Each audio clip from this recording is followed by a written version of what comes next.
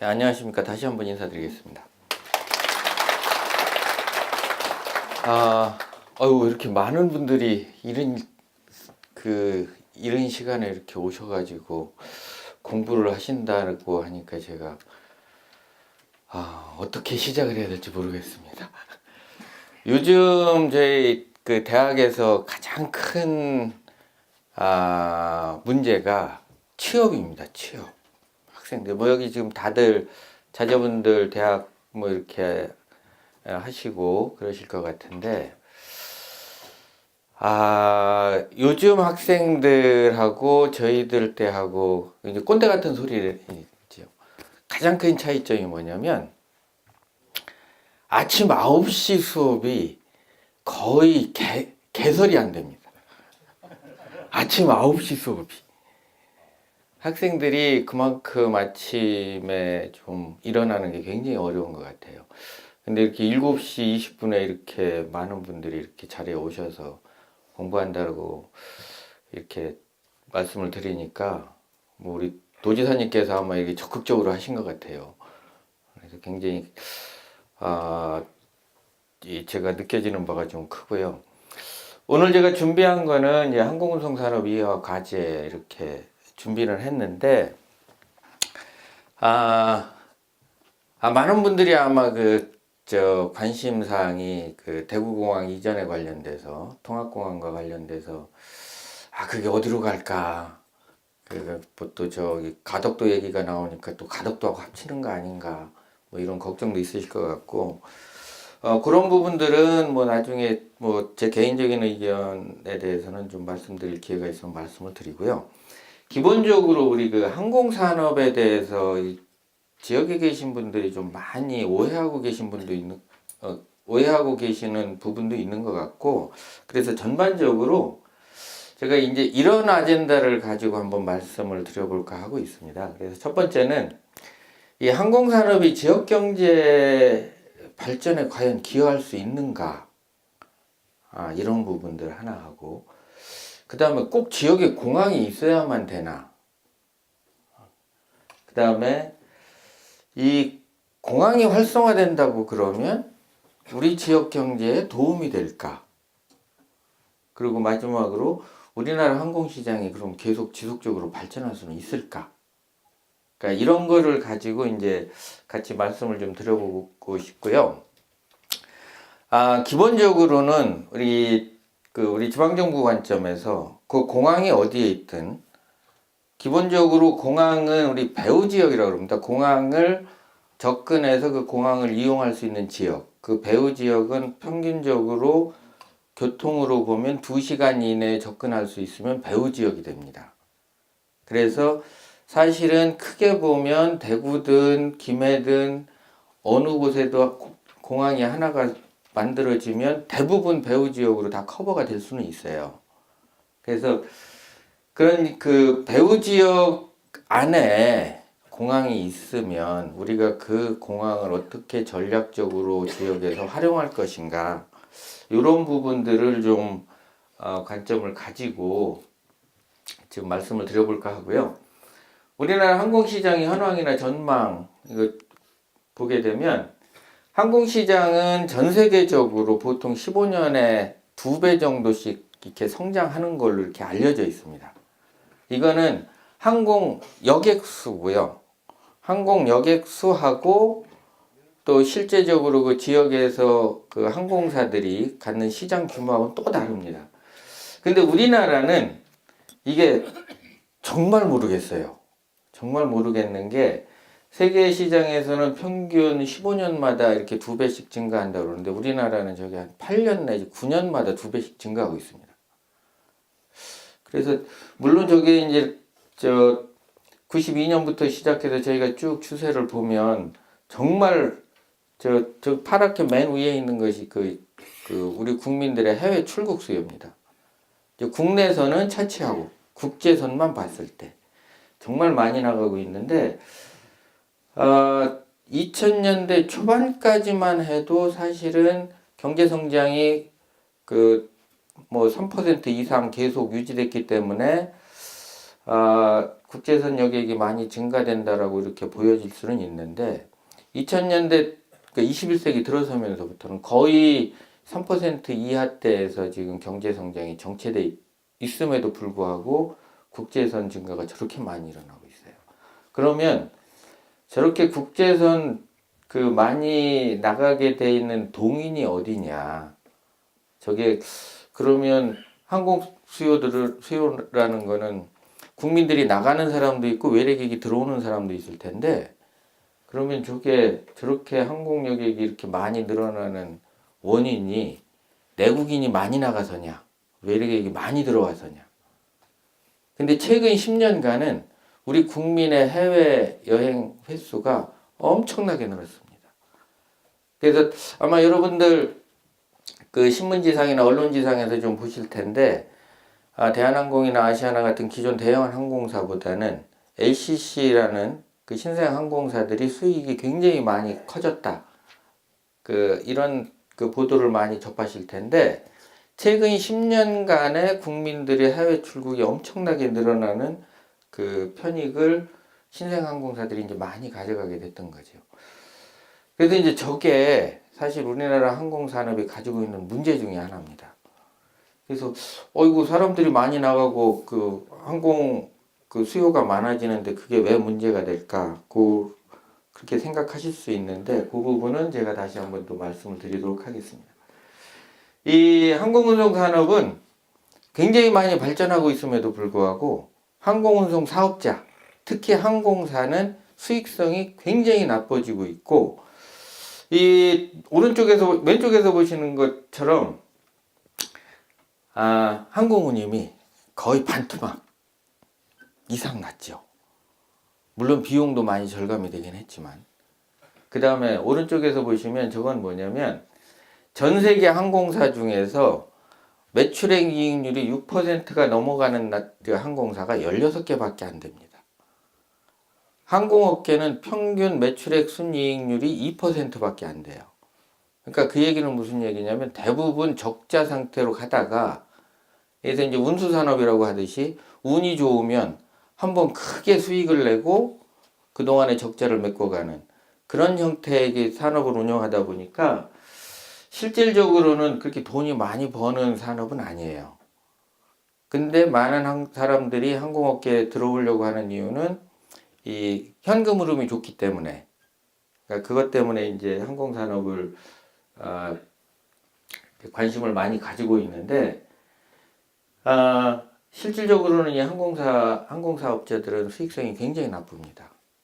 그래서 제가 이제 걱정하고 있는 것 중에 하나는 우리나라 항공사들이 조만간에 이제 한 2개, 뭐 3개가 될지 혹은 1개가 될지 곧 이제 신규 사업 면허가 나올 것 같은데 지금도 6개 저비용 항공사에 2개 기존 항공사 8개인데 한두 개가 더 생기게 되면 굉장히 어려운 상황이 되지 않을까 이렇게 좀 보여지고 있고 그 항공운송 사업자들이 수익성이 나쁘다 보니까 이제 대부분 공항 운영을 이렇게 집적화시킵니다. 집적화시킨다는 게 무슨 얘기냐면 여러 개 공항이 있다 하더라도 한 공항을 중심으로 해서 집중적으로 거기를 기반으로 운영을 한다는 거죠. 그러니까 우리나라에 지금 국제공항이 김해공항, 인천공항, 김포공항, 제주, 부산, 대구, 양양, 무안 이렇게 있습니다. 근데 기존의 대형 항공사들, 대한항공이나 아시아나는 대부분 인천공항을 중심으로 해서 운용을 하고 있어요. 김해공항에서 미국 가는 직항 하나만 있었으면 좋겠다. 장거리 하나만 있었으면 좋겠다. 대한항공, 아시아나 뭐 너네들 장거리 비행기 있으니까 들어와서 좀 띄워줘라. 라고 해도 거기에 이 기재를 분산해서 운영을 하게 되면 비용이 훨씬 더 많이 들어갑니다. 차라리 내항기로 인천으로 땡겨와서 인천에서 한꺼번에 집적화시키는 것이 훨씬 더 수익성이 높기 때문에 한 군데로 운영을 하게 됩니다. 그래서 이제 공항 설계를 할 때 많은 지역에서 우리 지역에 공항이 생기면 여기서 많은 국제선이 생길 것이다라고 착각을 하고 계세요. 이론적으로는 생길 수 있지만 사업자들이 절대 안 뜹니다. 자기가 뜨고 있는 베이스에서 뜨려고 하지 거기 가서 두 군데에서 스테이션 만들어서 고정 비용 투자하고 기재 효율성 떨어지는 걸 절대 하질 않습니다. 이론적으로 수요를 나눠보면 분명히 있어요. 김해공항에서는 그 싱가포르에 일주일에 3편 이상의 수요가 존재하지만 대한항공이나 아시아나가 안 들어가는 이유가 이 집적화 때문에 그렇습니다. 이게 항공산업이 돈을 많이 벌고 수익이 많이 나는 산업이라고 그러면 여러 군데로 나눠서 합니다. 근데 그렇지 못하다 보니까 밖에서 보면 뭐 굉장히 멋있고 돈을 많이 버는 것 같지만 실질적으로 안으로 이렇게 들여다보면 그 수익성이 굉장히 떨어지고 있어요. 그렇기 때문에 이제 이렇게 비수익 노선 같은 경우는 이제 보조금을 많이 이렇게 항공사들이 활용을 하죠. 그래서 특히 중국계 항공사들 같은 경우는 보조금만 이렇게 사냥을 하면서 다닙니다. 그러니까 한국에서 청주공항에서 이번에 보조금이 나왔어. 그러면 6개월 떠요. 그러고서 보조금 끊어지면 안 뜹니다. 그 다음에 대구공항이 준대. 그럼 그로 들어가죠. 그래서 보조금 정책은 단기적인 정책이 될 수 있지만 장기적으로는 이 공항 활성화나 지역경제 활성화하는 데서 큰 좋은 정책은 아니다.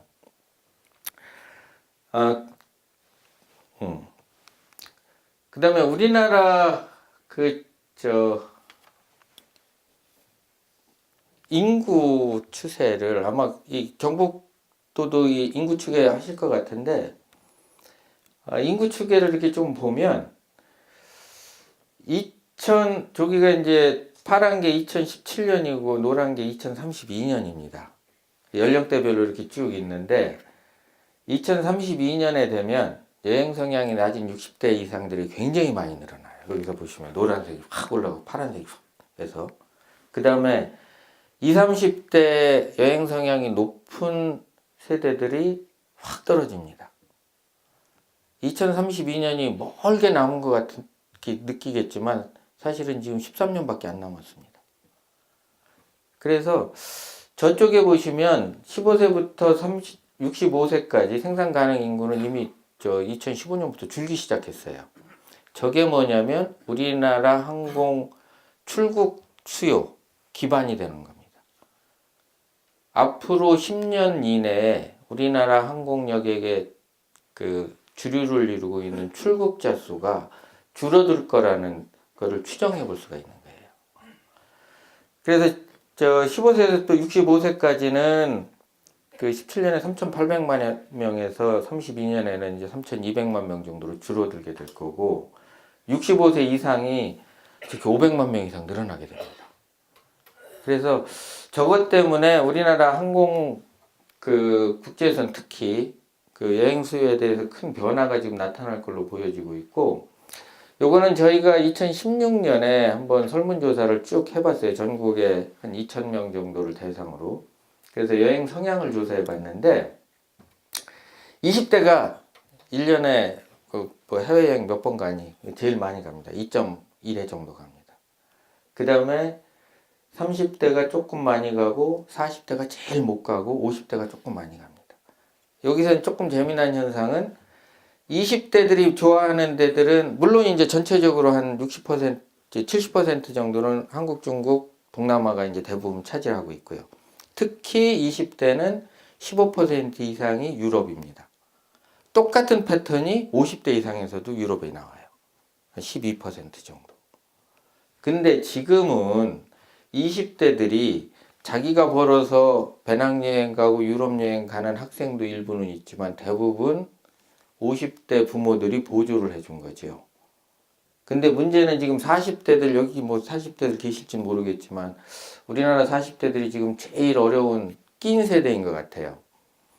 이 40대들이 앞으로 10년 뒤에 과연 20대들은 자기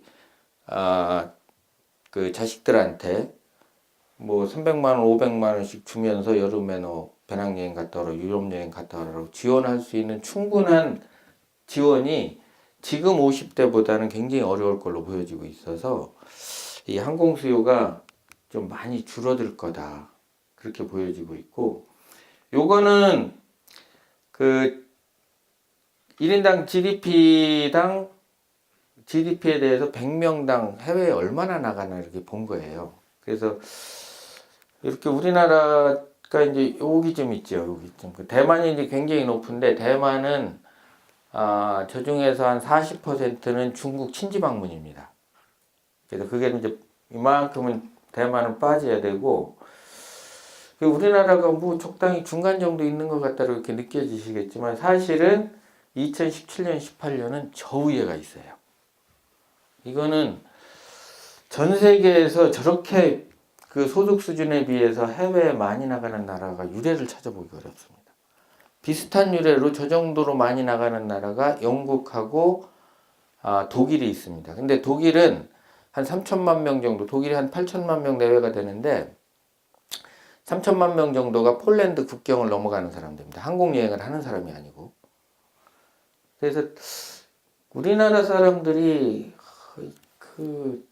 저게 문화적인 현상으로 봐야 되는지, 물론 이제 지정학적인 특성은 있어요. 우리가 섬나라기 때문에 북쪽이 막혀 있어서 섬나라기 때문에 항공 여행을 통해서 해외를 나가기는 하는데 그럼에도 불구하고 좀 굉장히 과하게 나가는 것 같다. 그러니까 작년에 우리 출국자 수가 2,850만 명 정도 됩니다. 일본은 아주 특이한 나라입니다. 일본은 아직도 1억 2천만 인구 중에서 작년에 2천만 명이 채 안 나갔어요. 해외에. 그러니까 일본은 이제 주로 이제 국내 여행들 많이 하고 있지만.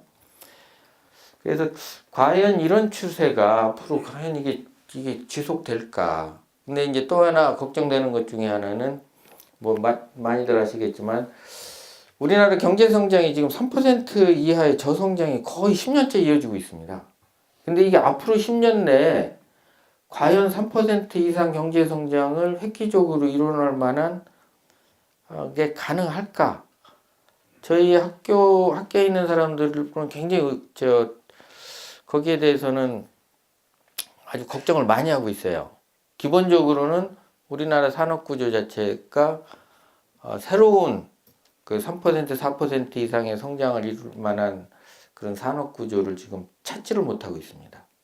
그래서 이제 과연 이런 상태에서 우리나라 그 사람들이 앞으로 얼마나 나갈 거고 또 외래객은 얼마나 많이 들어올까 이걸 저희가 추정을 해봤습니다. 이게 작년에 지금 추정을 해봤는데 뭐 여러 가지 이제 시나리오를 가지고 해봤지만 2032년까지 우리나라 국민 출국자는 한 1% 내외 증가하는 걸로.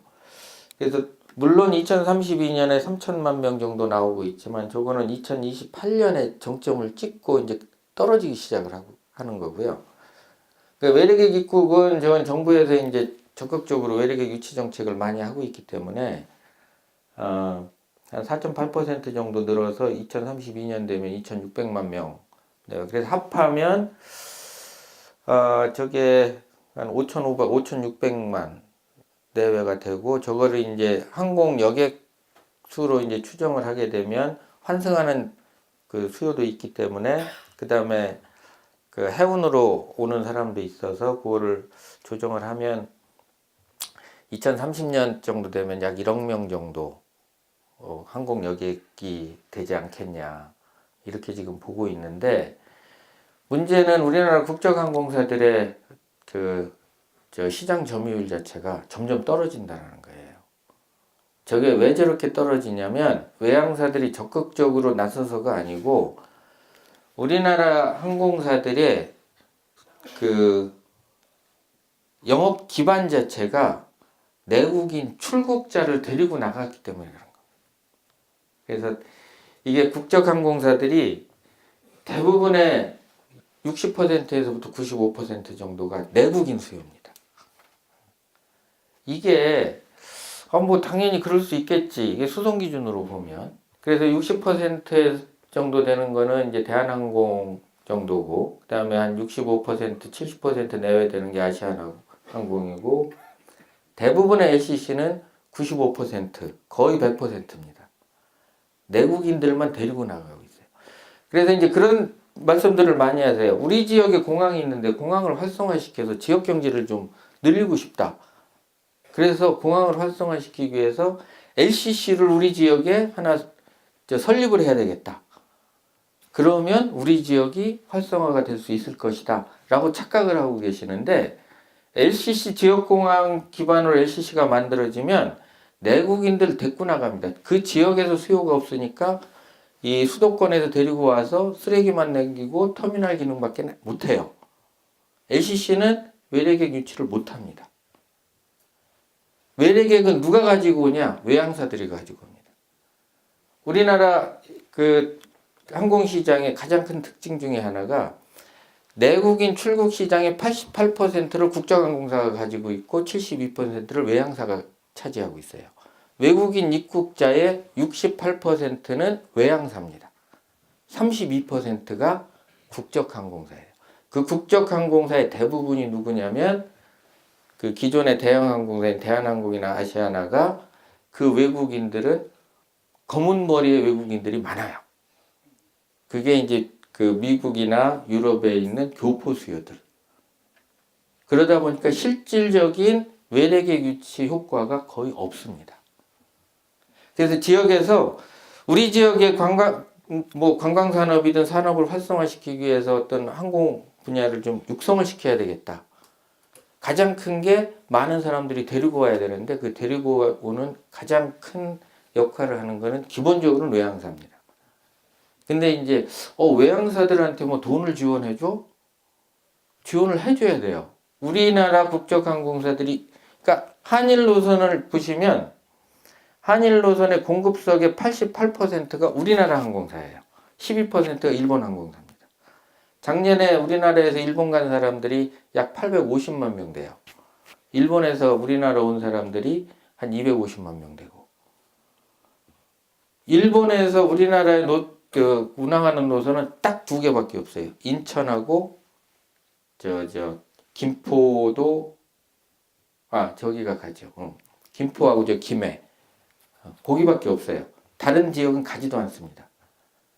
그리고 일본에서 뜨는데도 딱 두 군데밖에 없어요. 동경하고 오사카하고. 나머지 지방에서는 일본 항공사는 뜨질 않습니다. 그 나머지 지역은 누가 가냐면 우리나라 국적항공사들이 들어가서 우리나라 사람 싣고 들어가면 거기 지역에 있는 지자체에서 보조금을 주게 됩니다. 심지어는 현에 지사가 나와서 아침마다 입국하는 한국 사람들한테 꽃다발 걸어주고 그래요. 그래서 우리는 외항사들한테 왜 지원을 해줘? 이런 생각들을 하시는데, 외래객을 유치하는 가장 확실한 원천은 외항사들이에요. 국적항공사들은, 특히 LCC들은 데리고 나가는 거지 들여오지를 못합니다. 이게 이제 우리나라 항공사들의 대부분이 모국 출국 수요 기반의 이제 사업을 하다 보니까 이게 이제 전환이 필요하고, 근데 이게 가까운 시일 내에 전환될 것 같지는 않고, 그 다음에 이게 좀 반전이네. 발전이죠, 발전. 이 항공 수요 기반의 발전이 항공산업 내부 요인보다는 외부의 거시적인 영향이 굉장히 크게 나타납니다. 그래서 환율이 갑자기 움직인다든지, 유가가 막 움직여서 일회활증료가 막 움직인다든지, 이런 것들이 이제 크게 작용을 하고, 이 외부의 경제적인 사회적인 소비 행태에 대한 개선이 없으면 이 항공시장 자체에 대한 수요 발전이 굉장히 이루어지기가 어렵습니다. 이게 이제 항공산업의 하나의 특징, 우리나라 항공산업의 특징이고, 관광 부분은 2016년에 1680만 명까지 올라갔어요. 그래서 2017년에 2천만 명 곧 찍겠지 했는데 사드가 터지면서 도로 반토막 났죠. 그래서 1350만 명으로 떨어졌어요. 중국인이 2016년에 850만 명이 들어와서 2017년에는 1000만 명 찍을 걸로 봤는데 2017년에 450만 명으로 풀썩 주저앉았습니다. 작년에 그게 한 550만 명 정도로 회복이 됐고, 그래서 관광 부문 쪽에서는 지속적으로 외래객 유치 목표를 이렇게 만들어 갖고 이제 꾸준히 들여오려고 하고 있어서 이 관광 부분 쪽에서는 그 외래객 유치가 어느 정도 성과가 나타날 걸로 보고 있는데 이 부분을 어떻게 우리 지역으로 데리고 올 거냐 하는 것들을 이제 고민을 하셔야 될 겁니다. 이 지역에서 있는 공항을 어떻게 활용해서 어떻게 우리 지역으로 땡겨 올 거냐. 그래서 이제 앞으로 제가 좀 말씀을 드리겠지만 이 지역에서 공항과 관련되는 정책을 할 때 건설과 관련되는 부분하고 활용과 관련되는 부분을 분명하게 나눠서 접근을 해야 됩니다. 건설은 말 그대로 전략적으로 일부 접근을 해서 그 정책을 수립을 해야 되고 실질적인 효익은 활용 부문에서 나타나는 거예요. 건설은 일시적으로 지역의 그 SOC 투자이기 때문에 그 어떤 지역 경제에 단기적인 효과가 나타날 수 있지는 모르겠지만 그게 이후에는 성장할 수 있는 동력이 없어져요. 그래서 이 지역에서 공항 정책을 할 때는 건설 부분 쪽하고 활용 부분은 분명하게 나눠서 접근을 해야 되고 많은 부분을 이 활용 부분에 갖고 가야 되는데 이 활용 부분을 가지고 갈 때 가장 큰 게 외래객들 유치하는 거고요. 이 외래객 유치하기 위해서 그러면 외래객이 그냥 막 오는 건 아닙니다. 공항이 있다고 해서 오는 건 아니고 노선을 만들어야 되고 지역에 있는 뭐 볼거리도 뭐 방문할 수 있는 매력도가 있어야 되니까 그것도 만들어야 되지만 기본적으로 협력해야 될 부분이 항공 부분, 그러니까 국토부라든지 혹은 항공사라든지 혹은 상대국의 항공사들하고 협력을 해서 노선을 만들어야 됩니다. 그 노선을 만들 때 다양한 사람들의 혹은 다양한 그 사업자들의 그 의견을 들어서 노선을 만들어서 우리 지역으로 데리고 오게 해야 되는 거죠. 어제 지난달에 항공 협정을 해서 어제 그 노선 배분이 있었던 것 같아요. 이렇게 노선 배분을 할 때 아마 대구는 빠졌을 것 같긴 한데 기본적으로 항공 협정을 할 때 우리 지역에 필요한 노선이 이 노선이다라는 것을 먼저 제안을 해야 됩니다. 갖다 주질 않아요. 우리 경북에 오는 사람들이 누구냐, 어떤 사람들이 오냐, 중국 사람들 중에 중국이 시장이 크니까 그럼 중국 사람들이 다 오냐? 중국은 크게 나누면 8개 지역으로 이렇게 권역이 나눠질 수 있어요. 그 8개 권역 중에서 우리가 전략적으로 타겟팅해야 되는 지역이 어디냐? 그러면 그 지역하고 국내 노선이 어디가 있는가를 분석을 해서 우리 지역이 경쟁력 있는 중국의 어느 지역 혹은 동남아의 어느 지역을 타겟팅해서 그 노선을 개발할 필요가 있는 거고 그거를 하기 위해서 노선에 대해서 협상해서 노선권을 만들어 주세요 하는 거를 국토부에 건의를 하는 거죠. 그렇지 않으면 누구도 안 만들어 줍니다. 그 다음에 우리나라 그 시장 자체가 출국자 시장 중심에서 이제 그 입국자 시장 중심으로 바뀌지 않으면 어렵다라는 거 하고 항공산업 생태계를 좀 말씀을 드리려고 그래요. 이 항공사가 가운데 있습니다. 여기는 제작사가 있고 여기는 공항 혹은 항행시설 사업자 뭐 이제 통신 사업자들이 여기 들어가 있고 여기는 서비스 프로바이더라고 해서 이제 그 그라운드 핸들링 서비스라든지 혹은 MRO라 정비라든지 케이터링이라든지 이제 이런 서비스 사업자들이 있고 항공사가 싹 빠지면 여기 싹 망하는 거죠. 그 다음에 이제 이 아랫단에는 유통이 있습니다. 그 GDS라고 국제적으로 항공권을 유통하는 그런 사업자라든지 혹은 여행사라든지 혹은 화물 사업자라든지 이제 유통이 밑에 있고 여기가 주로 이제 기반 산업, 그다음에 제작사, 우리나라에 없는 이 생태계에서 없는 게 딱 하나 있습니다. 이 우리나라에 없는 거는 여기 있는 항공기 임대 사업자가 없어요. 그래서 우리나라는 항공 생태계 중에서 좀 쩔름바리 같은 생태계를 구성을 하고 있어요. 세계 100대 항공기 임대 사업자 중에 10개 이상이 일본에 있고요. 5개가 대만에 있습니다. 중국에는 더 많아요. 우리나라는 하나도 없어요. 이거는 항공기 임대 사업은 금융사업이기 때문에 우리나라가 금융산업이 이렇게 좀 취약하다 보니까 이쪽에 대한 진출이 좀 잘 안 돼 있는 거고 하여튼 이런 생태계가 이렇게 쭉 있는데 이걸 구성하는 걸 조금 더 나눠보면 저쪽에서 보면 저게 이제 항공사입니다. 그 다음에 공항이에요. 그리고 나서 저게 제작사, 그 다음에 항행 장비라고 해서 이제 관제해주고 하는데, 그 다음에 임대사업자, 그 다음에 MRO 항공정비사업자, 그 다음에 화물, 그 다음에 CRS라고 해서 이제 그 항공권 유통하는데 여행업. 여기 까만 게 뭐냐면, 까만 게 저기 수익입니다. 수익. 수익이 제일 안 나는 게 공항하고 항공사입니다. 근데 이 항공사가 있음으로 인해서 나머지가 지금 다 생기거든요. 항공사가 망하면 나머지 다 망해요. 그럼에도 불구하고 여행이나 이 유통 쪽에서 생기는 이런 굉장히 많은 부가가치가 이쪽으로 보조될 수 있는 제도가 하나도 없습니다. 그래서 어떻게 보면 이쪽 이제 그 유통사나 혹은 여행사업, 여행 관광 부분 쪽에서 굉장히 많은 항공사나 공항으로부터 얻어지는 편익이 많이 발생을 하지만 이 편익이 저쪽으로 분배가 안 되고 있어요.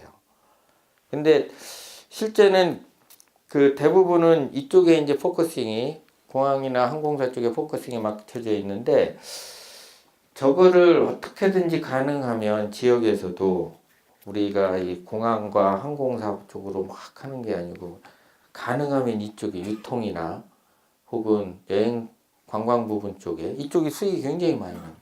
수익이 많이 난다는 얘기는 이걸 가지고 재투자도 되고 고용 창출도 되고 뭐 여러 가지 활동들이 많기 때문에 가능하면 지역에서도 이쪽 부분에 대한 파급 효과가 높도록 그 산업을 유도하고 정책을 만들어 가야 되는 필요가 있는 것 같아요. 이 생태계는 뭐 여러분들 뭐 많이들 아실 것 같은데 항공산업은 관광 부분의 한 꼭지에 들어가 있어요. 근데 이 관광산업 그 관광 부분의 법에는 관광기능기금 법에 보면 거기에는 이 항공은 그 관광기능기금을 사용할 수 없도록 되어 있습니다. 아예 언급이 안 돼 있어요. 그래서 항공업계에서 이제 그 불만을 많이 하고 있는데 이 항공은 이 관광 부분에서의 그 교통의 중요한 축 중에 하나인데 우리나라 같은 경우는 국제 관광은 그 북쪽이 막혀 있어서 거의 출입국의 분담의 92%가 항공 부분이 하고 있습니다. 그 내국인은 96%, 외래객은 88%가 항공을 이용하고 있어서 굉장히 큰 부분을 차지하고 있는 거죠. 그래서 여기는 이 그 항공산업 생태계 내부의 생태계고 여기는 그 연관된 연관산업의 외부 생태계입니다. 항공산업이 실질적으로 여러 가지 활성화돼서 이렇게 많은 연관산업들이 있고 뭐 한다고 그러지만 이 안에서 얻어지는 파급 효과보다는 연관산업으로 하는 외부 생태계의 파급 효과가 훨씬 큽니다. 그래서 공항이 우리 지역에 있다 혹은 우리 지역의 인근 쪽에 공항이 있다고 그러면 이쪽에 대해서 뭐 여러 가지 활성화시키려는 노력보다도 이쪽 부분에 특히 이제 관광 부분에 대한 파급 효과가 굉장히 크기 때문에 관광 부분에 대한 그 여러 가지 파급 효과를 만들어낼 수 있는 부분들을 정책적으로 만들어내야 됩니다. 그래서 대구 경북 대구 통합공항에 대해서 이제 여러 가지 얘기들이 이렇게 많이 나와요. 그 중에서도 우리 요즘 많이 나오고 있는 게 이제 공항 경제권 얘기들이 이렇게 많이 나옵니다. 근데 공항 경제권 얘기는 대부분 이 안에 들어가 있다 보니까 이 성장의 한계가 있어요. 그래서 과감하게 이렇게 탁 뚫고 나와서 이 첫 번째는 제일 먼저 효과가 큰 데가 이제 관광 부분이기 때문에 관광 부분 쪽에 대한 어떤 활성화 방안을 찾는 것이 필요하고요. 지역사회에서 이제 공항에 해야 되는 역할이 좀 중요한 것 같아요. 그래서 이 지역공항에서 과연 우리 지역에 대한 파급 효과가 얼마나 되나 이거를 좀 명확하게 분석할 필요가 있는데 이 공항 이용 확대에 따라서 지역사회 파급 효과는 우리나라에 대해서 연구된 건 별로 없으니까 다 미국에서 연구된 거고요. 그래서 이게 사실 우리나라에 이렇게 이 수치가 적용되는 건 아니고 저런 정도로 영향은 있구나. 요거를 제가 말씀드리려고 했던 거고, 이 지역 경제하고 사회에 미치는 효과를 실증적으로 좀 분석할 필요는 있어요. 그래서 이 대구 경북 같으면 기본적으로 이제 대구공항이니까, 대구공항이 지금 국제선 같은 경우가 지금 굉장히 많이 활성화가 됐습니다. 작년에 뭐 흑자도 냈어요. 심지어는. 그 티웨이가 대구공항에 이제 베이스를 틀기 시작하면서 노선을 많이 받아왔고 많이 띄우면서 활성화가 됐는데, 그렇게 활성화된 것이 대구 혹은 대구 경북 산업에 얼마만큼 영향을 주었는지, 인구 유입이 됐는지, 혹은 소득 증가가 됐는지, 고용 창출이 됐는지, 이런 부분에 대해서 분석이 필요하다는 거죠. 그게 분석이 없이는 맨날 그냥 말로만 하는 거예요.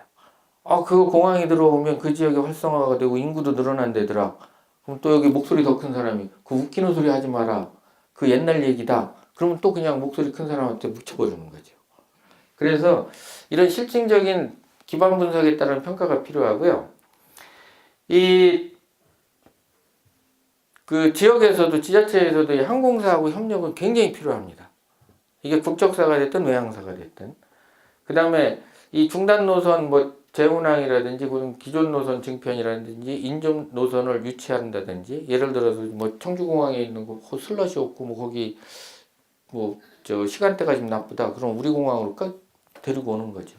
이런 전략들 필요하고, 그 다음에 지금 얘기하고 있는 이 신공항 건설이나, 그 다음에 지역 기반 항공사를 설립하고 지원하는 거는 가급적 피해야 되는 전략 중에 하나입니다. 아마 이거는 우리 교훈들이 많이 있을 거예요. 지금 에어포항도 그렇고, 지금 필립에어도 그렇고, 그 전에 있는 그 소형 항공사들, 이게 지역 기반의 항공사들이 실질적으로 지역 산업 활성화에 거의 기여를 못했어요. 이스타항공이 처음에 군산공항을 기반으로 만들어졌지만 순간 조금 있다가 다 도망갔죠. 그래서 이스타항공은 기반을 거의 청주공항으로 바꿨고, 청주공항으로 바꿨다 그래서 청주 지역의 산업 활성화에 기여했냐? 거의 못했습니다. 데리고 오는 사람이 없어서. 제주항공, 제주에서 시작을 했지만 베이스는 거의 서울로 옮겼고, 그나마 에어부산 정도가 부산에서 베이스를 잘 잡고 있는 거고요. 그래서 지역 기반 항공사들이 이 지역의 그 산업 활성화에는 크게 기여를 못하는 것 같다. 그리고 요거는 주로 미국 국내선 상황이기 때문에, 일단 항공 수요가 이렇게 늘어나면 인구든 고용이든 소득이든 조금은 긍정적인 영향을 미치더라.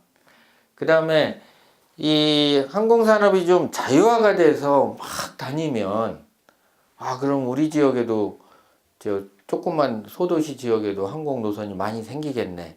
그렇게 생각을 하고 있어요. 근데 실질적으로 이 시장 진입이 자유화가 되면 경쟁이 높아지면서 이 항공사들이 수익성을 추구하게 돼서 이게 실증적으로 나타나는 겁니다. 1978년에 미국의 그 항공 규제 완화가 되면서 굉장히 많은 항공사들이 신설이 됐어요. 항공사들이 많이 신설이 되면 당연히 안 뜨던 데들이 막 다닐 거로 생각을 했는데, 보니까 중소 도시는 다 죽었고 다 대도시 중심으로만 뜨더라. 돈이 되니까. 그래서 이 항공산업이 막 활성화가 되고 항공사들이 많이 생기면 우리 지역에도 오겠지 하는 거는 그렇게 긍정적인 거는 아니다라는 거고, 이 지역사회에서 공항의 역할이 이 여객이나 화물의 이용 터미널로만 쓰게 되면 남는 게 없습니다. 그러니까 저거는 무슨 얘기냐면 주로 대부분 내국인들을 데리고 나가는 경우들. 그렇죠. 물론 이제 이 이용 터미널로 쓰게 되면 지역민들이 해외에 나가거나 공항을 이용할 때 편리는 해요. 인천 가고 부산 가고 이렇게 안 해도 되니까. 그렇지만 그거보다는 외래객이 들어와서 지역을 활성화시키는 효과는 전혀 없는 거죠. 그래서 이게 여객이나 화물 통과하는 이게 트래픽을 유발시키면은 공항 관련되는 산업은 활성화가 될 수 있어요. 공항에 있는 면세점이 매출이 늘어난다거나 거기 뭐 케이터링을 하면서 한다거나 이런 건 하지만 지역 산업에 대한 기여도는 낮고 이게 이제 우리도 공항은 있어야지 하는 지역의 전략적인 의상 확보 뭐 이런 것들은 뭐 그 전략적으로 뭐 확보는 할 수 있을 것 같아요. 그렇지만 이게 목표는 되면 안 되고 이 지역에서 공항을 보는 관점이 이 지역의 전략 자산으로 봐야 됩니다. 이거를 활용해서 어떻게 우리가 우리 지역에서 가치를 창출해 낼 것인가 하는 부분들에 좀 초점을 맞춰야 될 것 같고 이렇게 하기 위해서 우리 지역을 방문한 사람들이 어떻게 우리 지역을 골고루 쉽게 돌아다닐 수 있을까? 그래서 가급적이면 공항에서부터 우리 지역에 그 방문 매력도가 있는 데들하고의 교통 편의 혹은 안내 편의 이런 것들이 잘 돼 있을까? 이런 쪽에 대한 그 활용들이 필요하고요. 이게 이제 공항 건설이 지역 경제에 도움이 될까? 단기적으로는 건설은 도움이 됩니다. 지역의 어떤 그 건설 산업 인프라 투자이기 때문에. 그렇지만 그게 일시적으로 될 거고 이게 장기적으로는 실제 이 공항을 이용해서 우리가 어떻게 수익을 지역 산업으로 연결시킬까에 대한 준비가 안 되면 굉장히 어려워집니다. 그런 교훈이 여기 있습니다. 지금 울진공항 거기 돈 굉장히 많이 들어갔죠. 지금 비행 훈련으로 쓰고 있어요. 그나마 비행 훈련으로 쓰고 있으니까 다행인 거죠. 양양공항 아직도 지금 활성화가 안 됐고 플라이강원이 사업자를 거기 기반으로 내겠다고 지금 내서 활성화를 시켜보겠다고 지금 하고 있고요. 무안공항도 이제 한동안 안 되다가 제주항공이 인천이나 김포에서 이 비행기는 이렇게 노선을 이제 운항을 하려면 이착륙할 수 있는 시간대가 있어야 되는데 김포나 김해는 인천은 거의 다 찼기 때문에 무안에 이제 지금 뜨기 시작하면서 조금 활성화가 되고 있는 편이죠. 청주공항 아직도 좀 어려워요. 물론 이제 예전에 비해서는 많이 활성화가 됐어요. 이런 공항들이 준비되기 전에 지역에서 좀 정치적인 그 측면도 좀 많이 있었던 것 같아요. 그러니까 당장 어떤 인프라 투자에 따라서 우리 지역에 공항 건설하는 데 따르는 그런 것 때문에 그 유치를 해서 건설을 했는데 그거에 대한 어떻게 활용할 거에 대해서가 마련이 되지 않다 보니까 좀 많이 어려운 것들이고 그래서 이게 기존 사례를 충분히 보고 대구 통합공항 같은 경우가 지금 어딘가 뭐 생기겠죠. 어디간가 생기게 될 텐데 그거를 이 경북도에서는 우리가 그걸 어떻게 전략적으로 활용할까? 건설비에 관심이 아니고 그거를 통해서 실제 우리 지역사회의 그 산업 발전에 기여할 수 있는 것을 찾아야 됩니다. 가장 큰 게 이제 관광 부분 쪽이고요. 이게 이제 그 공항이 건설되면 뭐 당연히 공항 이용객이나 이용 화물이 증가되도록 해야 되는 거죠. 그러니까 근데 그렇게 하기 위해서는 국토부나 지자체하고 지자체가 이제 충분한 협의를 통해서 우리가 이 공항 건설을 해서 우리는 공항이 건설되고 나면 우리는 이렇게 할 거야. 우리 지역민들이 이 좀 편리하게 나가는 것도 일부 있지만 기본적으로 우리는 이 외래객 유치를 통해서 우리 지역의 관광 활성화 관련되는 산업 활성화 쪽이 기본으로 하겠다. 그리고 항공운송 사업자의 수익성을 반드시 고려해야 되기 때문에 그건 아까 이제 말씀드린 것처럼 항공운송 사업자는 항공사들은 기본적으로 공항 하나를 운영하고 싶어 합니다. 2개 이상 운영을 안 하려고 그래요. 그러면 그 사람들한테 어떤 인센티브를 주어서 2개 공항을 운영하도록 할 건지 그거에 재정 보조를 그냥 어떻게 해줄 건지 근데 재정 보조는 가장 최후의 방법이고요. 그러니까 여러 가지 이제 인센티브들을 좀 고민을 해서 항공사업자들을 끌어들여야 됩니다. 그 다음에 지역 소재 이 공항의 이제 전략적 활용 목표를 이제 꼭 설정을 해야 되고요. 그래서 이 가장 큰 거는 이제 관광객 유치를 하는 게 이제 제일 큰 목적이 될 것 같고, 그래서 이제 그걸 통해서 지역 산업 활성화를 하기 위해서 이제 관광이나 항공, 거기 지자체가 협력하는 이제 협의체 같은 것들은 좀 많이 필요하겠다. 그런 생각이고, 이 준비를 하기 위해서 오고 싶어야 되잖아요. 외국인이 많이 오려면 첫 번째 내국인이 많이 가야 됩니다. 그러니까 내국인이 많이 가는 도록 해서 매력도가 높아지면 외국인들도 많이 오게 돼 있어요. 그리고 외래객 편익이나 편의 제고를 위한 그 필요하고, 노선 개발이나 항공사 유치하는 노력이 필요하고, 제가 이거는 문체부에다가 관광항공 협력 포럼에서도 제안을 했던 건데, 지역별로 유치 목표를 만들자라는 거예요. 그래서 중국 지역에 얼마, 그럼 중국 지역에서 그만큼을 들여오기 위해서 우리가 해결해야 될 문제가 뭐냐, 이걸 거꾸로 찾아보자라는 거죠. 동남아 지역에서 예를 들어서 30만 명 대구 경북으로 데리고 오겠다. 30만 명 데리고 올 수 있을까? 왜 못 데리고 오냐? 이런 문제 때문에, 그럼 그 문제를 해결하기 위한 정책이나 전략들을 만들어야 된다는 거예요.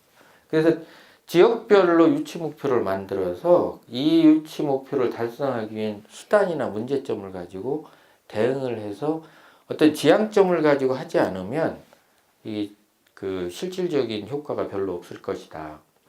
그 다음에 이제 이게 가치 창출을 필요하다는 거죠. 공항 건설이 목적이 아니고 이게 전략 자산으로 활용해야 되는 거고, 쉬운 거부터 하자라는 거예요. 이게 지금 이 전략 자산을 활용해서 어떤 그 마스터 플랜 만들자 그러면 이거부터 나옵니다. 공항 경제권, 공항 물류 단지, 공항 경제 자유 공항 자유 경제 지역, 이런 얘기들 되는데 걸리는데 법적 제도적 한 10년 넘어 걸리는 것들, 이런 거는 물론 뭐 할 필요가 없다라는 게 아니고 밑에 단에서 천천히 준비하지만 당장 필요한 것들부터 쉬운 것부터 하자. 공항 항공산업 내부 생태계는 이 진입장벽이 굉장히 높습니다. 우리 요 대구 경북 지역에도 보면 MRO 산업들이 꽤 있어요. 그렇지만 그 MRO 산업이라는 거는 시장 진입이 무지하게 높습니다. 그래서 그런 것들보다는 조금 쉬우면서 간접 파급 효과가 높은 거, 이게 가장 큰 게 이제 관광산업입니다. 그래서 이런 부분들을 쉬운 것부터 할 수 있는 것들이 필요하고요. 그 다음에 이런 실무 조직이 좀 필요한 것 같습니다. 이 지역에도 관광과 항공, 아마 경북도에도 관광 따로 도로교통 이쪽 따로 이렇게 돼 있을 거예요. 근데 실제 관광객을 유치하기 위해서는 이 두 부분이 관광하고 저희는 이제 물론 항공이긴 하지만 항공 부분이 협업이 안 되면 유치해 올 수가 없습니다. 그래서 제가 7, 8년 전부터 계속 주장하고 있는 관광항공 협력 포럼, 협의체, 실무 조직체가 필요하다라고 이제 계속 이렇게 주장을 하고 있는데, 지역에도 이제 이런 부분들이 반드시 필요할 것 같고요. 이 수요 창출을 하기 위해서 수요 창출을 통해 갖고 공항 이용 확대하고, 공항이 많이 이용이 되면 이제 지역 산업이 견인이 되는 거고, 그러기 위해서 이제 이런 부분들이 굉장히 필요한 거죠. 그래서 관광 부분하고 항공 부분이 협력이 필요하고, 그 다음에 중앙정부 정책들이 많이 있습니다. 국토교통부 같은 경우는 이 공항개발 중장기 종합계획하고 항공정책 기본계획, 그 다음에 문화체육관광부 같은 경우는 관광진흥 기본계획들이 있어요. 저런데 지역의 의견을 충분히 반영을 해서 여기 들어가야 됩니다. 올해 관광정책 기본계획 3차 수립이 올해 됩니다. 그래서 지역에서도 필요한 내용들이 있으면 국토부에 건의해서 반드시 반영을 시키는 필요가 있는 거고, 이 관광진흥 기금이 있거든요. 문화체육관광부가 관리하고 있는 건데, 저 중에는 뭐가 들어가 있냐면, 여러분들 해외 나갈 때 10,000원씩 내는 게 있어요. 출국 기여금. 작년 같은 경우 안 내는 분들도 좀 있기 때문에 한 2,500억 정도가 갇혔어요. 그래서 그런 부분들을 지역에서도 우리가 관광과 항공과 연계시켜서 어떤 사업을 하겠다라고 충분히 활용할 수 있도록 그런 정책들이 필요하고, 지역에서도 이제 이런 것, 이제 대구 경북 쪽에서도 우리도 외래객을 좀 유치하자 목표를 가지고 내년에는 300만 명, 좀 작게 갖고 그 다음에 2030년에는 뭐 600만 명 아니면 1000만 명 그리고 그거를 지역적으로 나눠서 한번 보자. 그러면 예를 들어서 300만 명이라 그러면 300만 명 중에서 100만 명은 중국에서 들여오자. 50만 명은 일본에서 들여오자. 뭐 30만 명은 그리고 그렇게 하기 위해서 필요로 하는 고쳐야 될 것들, 우리가 만들어야 될 정책들 이런 것들이 뭔가를 찾아서 탑다운 방식으로 내려가자라는 거죠. 그다음에 이거 이제 국내선 이용도 좀 300만 명, 400만 명으로 이렇게 좀 늘리는 20년, 30년의 목표를 가지고 접근을 해볼 필요가 있겠다. 그래서 이렇게 목표를 만들면 거기에 따라서 지역별로 차별화된 전략들을 만들어서 접근이 가능하다. 그래서 기본적으로는 항공운송 산업 확대는 분명히 지역 경제에는 이게 기여를 하게 되는데 이게 노선 확대하고 신규 항공사 유치하는 이런 전략들이 반드시 필요하고 가능하면이 아니고 이게 반드시 이 공항을 전략적인 수단으로 활용을 해야 된다.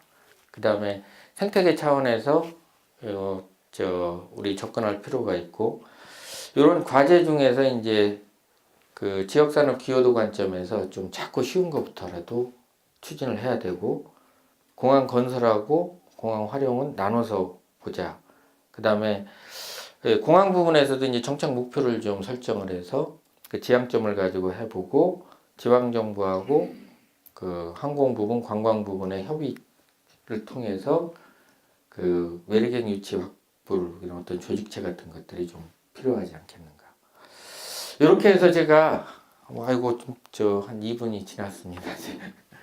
준비한 내용은 아침 일찍부터 나오셨는데 두서없이 그냥 정신없이 얘기한 것 같습니다. 제가 준비한 거는 이걸로 마치도록 하고요. 네, 좋은 강의 해주신 교수님께 감사의 박수 부탁드립니다. 감사합니다. 네, 이상으로 허공 굿모닝 특강 마치도록 하겠습니다. 감사합니다.